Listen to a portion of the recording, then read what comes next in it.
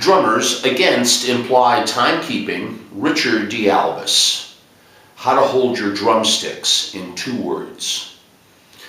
I want to tell you a little bit about an experience I just had and share it with drummers that are looking in here. I didn't expect it to happen, but this is what I did under the circumstances. As a disclaimer, this is my opinion and my opinion only, so I ask those of you looking in, bear with me.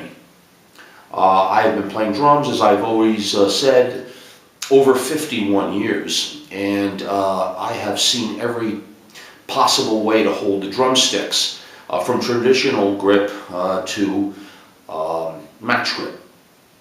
And I did address this issue about holding drumsticks on 2 different occasions, and I want those of you coming here to go look at my videos, why play match grip only, and I had drumstick tutorial, how to hold the sticks. Both of those videos are cataloged, and I stand by every word regarding those videos. So take a look at those 2, okay? Why play match grip only and stick grip tutorial is what it's called. I have a few students, I think 8, and I enjoy it very much because it isn't overwhelming to have 8 students, and I get the opportunity to just share and go over some of the things that I've learned over the years, and it's enjoyable for me personally. But I had an experience recently, and I had to think very quickly how to do this. Now, I go on YouTube all the time. I'm learning from so many drummers regarding how to hold the sticks and various other technical things on the drums. But what happened, well, there are a lot of guys, I think over 50 videos, maybe 100 videos of drummers just talking about stick grips. The Moeller method, Gladstone, whatever, there's a lot of them. And I want to give a hats off and respect to one in particular, which is Gord Knudsen. I think he's one of the best at teaching how to hold the drumsticks. I think the mechanics and the variations of those mechanics are great, and there's several others as well. And they're important to know if you're a drummer. But what happened to me was I had a young kid with his father come to in for their very first drum lesson about 6 weeks ago. And the boy had just turned 9 years old. And he sat down, and I realized he did not speak English at all. And his father barely spoke English, and I barely speak Portuguese.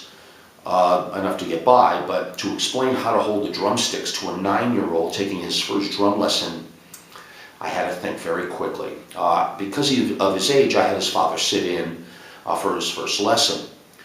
And my mind is flashing back of, Arthur Press Jr. or Billy Gladstone, or Joe Morello, or Jim Chapin, and a lot of the drumming greats of the snare. All the techniques that they've taught. My God, this was a little bit daunting, but I had to think quickly. And I think I came up with what I think is best to explain in the simplest way, without any English being spoken, of how to explain it in the simplest manner to the youngest of kids that will have them understand it. Obviously, there's more to it, but of the variations and it's just the intricacies of the technical aspect of holding the sticks. But I came up with this. So I had a drum set, he had his drum set, I have 2 drum sets here.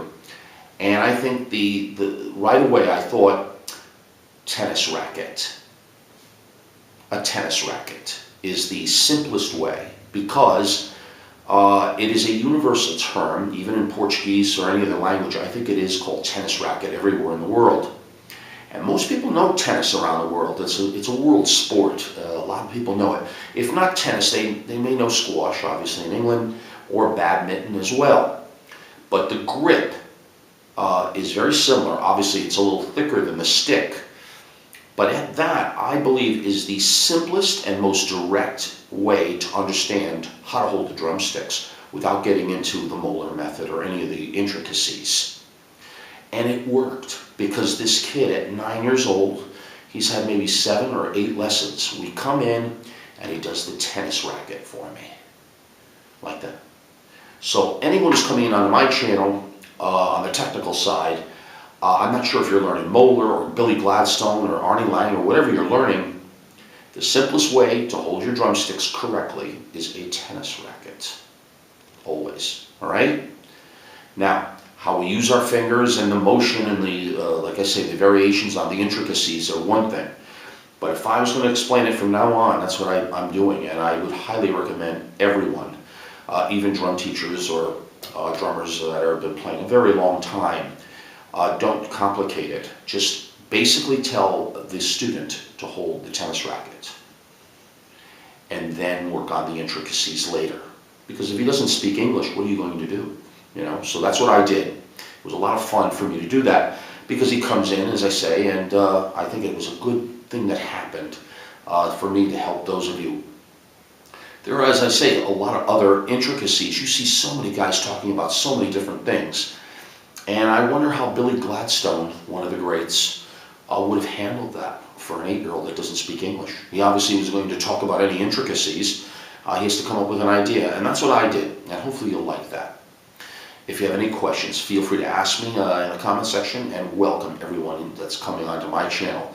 I have a lot of videos in my catalog. Please take the time to take a look at them, especially the two that I mentioned about match grip only and the stick grip tutorial. And if you haven't, please subscribe, because your subscription is the support, and I thank you always. I'll leave my PayPal address in the account in the box below. Thank you so much for all that you can do to support what I do.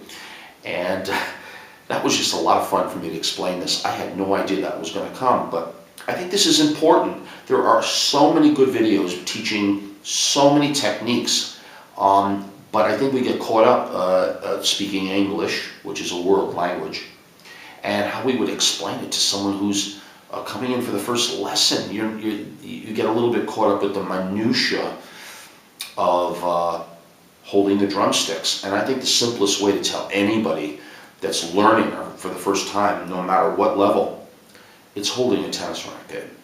All right? Let me know what you think. If you have any ideas and any other alternative ideas, I welcome them.